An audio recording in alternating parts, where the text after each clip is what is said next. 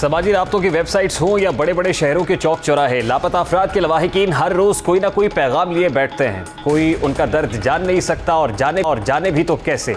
न जिंदगी की खबर, न मौत की तस्दीक। ये गुमशुदा लोग न जिंदा है और न मुर्दा, बस मुंतज़िर है और इंतज़ार क्या है कोई नहीं जानता। इन लापता अफराद की तादाद में मुसलसल इजाफा हो रहा है। इन गुमशुदा लोगों के बज़ाहिर मौजूद मगर लापता रिश्तेदार कभी इस्लामाबाद, कभी कराची और कभी कोयटा के प्रेस क्लबों के बाहर कतबे उठाए एहतजाज करते हुए दिखाई देते हैं। सीबी दीन बलोच अपने वाले डॉक्टर दीन बलोच को ढूंढते ढूंढते बचपन से निकलकर शऊर की मंजिल पर पहुंच गई है। मुदस्सिर नारू की वालिदा की उम्मीद कभी जिंदा और कभी दम तोड़ती दिखाई देती है। कभी कभार कोई सियासतदान भूले बसरे इन खोए हुओं बल्कि लापता पर तरस खाकर बयान जारी कर देता है, लेकिन उनके दुखों का मदावा तो तब होगा जब उनके बिछड़े वापस घरों को लौट आएंगे या कम से कम उनके जिंदा या मर जाने की तस्दीक हो जाएगी। आज इन्हीं लापता अफराद के केस की समाअत इस्लामाबाद हाई कोर्ट में हुई। चीफ जस्टिस अतर मिनल्लाह ने आज मुदस्सिर नारू और दीगर लापता अफराद की बाजियाबी के लिए दायर दरखास्तों पर समाअत की। वज़ीर आज़म शहबाज शरीफ भी अदालत में पेश हुए, जहां उन्होंने अदालत को लापता अफराद के मामले को हल करने की यकीन दहानी कराई। केस के आगाज़ पर चीफ जस्टिस अतर मिनल्लाह ने वज़ीर आज़म से मुकालबा करते हुए कहा कि आप इस मुल्क के मुंतखब नुमाइंदे और चीफ एग्जीक्यूटिव हैं। इस अदालत को इसलिए तकलीफ दी है कि क्योंकि ये बहुत बड़ा इशू है। चीफ जस्टिस ने कहा कि ये इशू कई माह से यहाँ चल रहा है, लेकिन रियासत का जो रद्द-ए-अमल है जो होना चाहिए वो नहीं है। एक चीफ एग्जीक्यूटिव ने 9 साल हुकूमत की और अपनी किताब में फखरिया लिखा कि अपने लोग बैरून मुल्क भेजते थे। कई दफ़ा ये मामला विफाकी हुकूमत को भेजा गया, विफाकी काबीना का भी वो रद्द-ए-अमल नहीं आया जो आना चाहिए था। चीफ जस्टिस ने मजीद कहा कि ये कोर्ट आइन को देखे तो चीफ एग्जीक्यूटिव ही ने इसको देखना है। आपको ये मामला भेजा, आपने कमेटी बनाई, लेकिन ये कमेटी का मामला नहीं है। मिसिंग पर्सनस की फैमिलीज बैठी हैं, उनकी तकलीफ बहुत ज़्यादा है। कई हफ्ते तक मिसिंग पर्सनस की फैमिलीज यहाँ एहतजाज में बैठी रही, लेकिन उन तक कोई नहीं गया। जो लोग बाजियाब भी हुए उनको उठाने वालों के खिलाफ एक्शन नहीं हुआ। जस्टिस अतर मिनल्लाह ने रिमार्क्स दिए कि इस अदालत के सामने इससे बड़ा कोई इशू नहीं है। बलोच तलबा के जो इशूज़ आ रहे हैं वो बहुत डिस्टर्ब करने वाले हैं। ये तासुर भी नहीं होना चाहिए कि हमारी एजेंसीज शहरियों को उठाती हैं, ये आइन के खिलाफ है। जबरी गुमशुदगियों को नज़रअंदाज नहीं किया जा सकता। चीफ जस्टिस ने वज़ीर आज़म से मुकालबा करते हुए मजीद कहा कि ये कोर्ट यकीनी बनाएगी कि सिविल सुप्रीमेसी पर मुकम्मल अमल दरामद हो। अच्छा नहीं लगता कि अदालत आपको बुलाए, या तो बता दिया जाए आइन बहाल नहीं है, ये तमाम इदारे सिविलियन के एग्जीक्यूटिव कंट्रोल में है, इस कोर्ट का आप पर मुकम्मल एतमाद है। ये छोटा बच्चा जब आता है तो इस अदालत को क्या जवाब दें? आप मुंतखब चीफ एग्जीक्यूटिव हैं, इस अदालत को हल बता दें। आइंदा जब कोई आए तो किसी को जिम्मेदार ठहराए। वज़ीर आज़म शहबाज शरीफ ने रोस्टम पर आकर जस्टिस अतर मिनल्लाह को जवाब दिया कि चीफ जस्टिस साहब, ये मेरी जिम्मेदारी है, अदालत की हिदायत पर पेश हुआ हूँ। आजकल मैं सैलाब ज़दा इलाकों का दौरा कर रहा हूँ।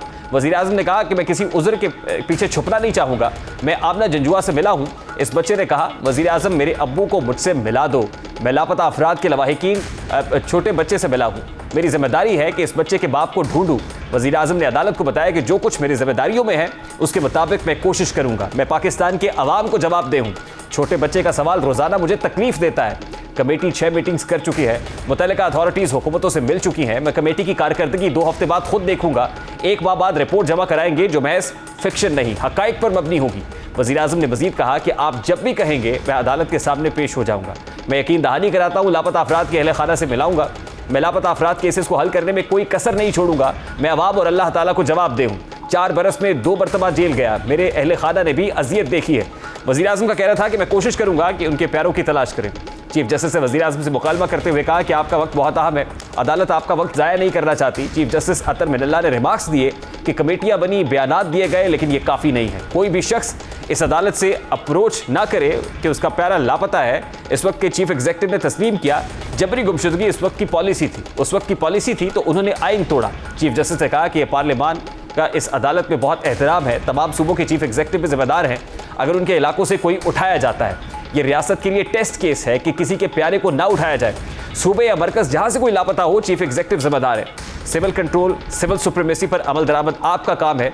चीफ जस्टिस ने कहा कि इस अदालत के फैसले से पहले एग्जीक्यूटिव ने इस बात को यकीनी बनाना होगा कि कोई लापता ना हो। इस मौके पर वज़ीर दाखिला राना सनाउल्लाह भी अदालत के सामने पेश हुए।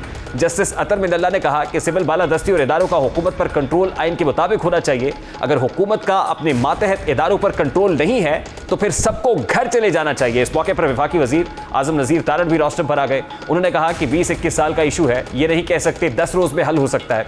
चीफ जस्टिस ने वज़ीर आज़म से इस्तफसार किया कि क्या जबरी गुमशुदगियों पर सिक्योरिटी काउंसिल के हर मेंबर को अदालत जिम्मेदार ठहराए। अदालत के पास कोई रास्ता नहीं कि हम किसको तलाश करें। जिनकी जिम्मेदारी है उनको काबिल एहतसाब ठहराए। इस मौके पर मुदस्सिर नारू की मां ने कहा कि राणा साहब से मिलने की कोशिश की, फोन किए तो ये नहीं मिले। चीफ जस्टिस से रिमार्क्स दिए कि वजीर आजम साहब, ये नेशनल सिक्योरिटी का इशू है, किसी शहरी को शक भी नहीं होना चाहिए कि उनको कौन उठाता है। रियासत के अंदर रियासत नहीं है, ना ये अदालत मानती है।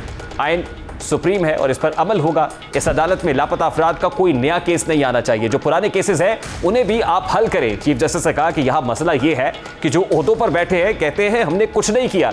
अगर आप मसला हल नहीं कर सकते तो फिर ओहदा छोड़ दें। इस मौके पर अटॉर्नी जनरल अशतर औसाफ भी अदालत के सामने पेश। अदालत से कहा कि वजीर कानून, वजीर दाखिला और मैंने दर्द दिल के साथ काम किया है। खुदा की कसम मैं अपने बारे में कह सकता हूँ कि पाकिस्तान ना हो तो मैं यहाँ ना हूँ।